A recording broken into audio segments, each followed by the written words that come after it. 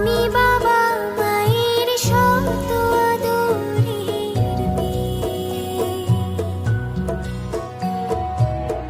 আমি বড় হই সকলের ভালোবাসা নিয়ে, আমার দু চোখে অনেক স্বপ্ন থাকে, আমি পড়ালেখা শিখতে চাই।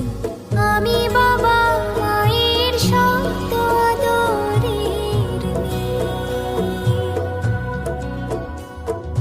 যদি চার দেয়ালের মাঝে কাটি সারা জীবন, তাহলে থাকবো শুধু বোঝা হয়ে।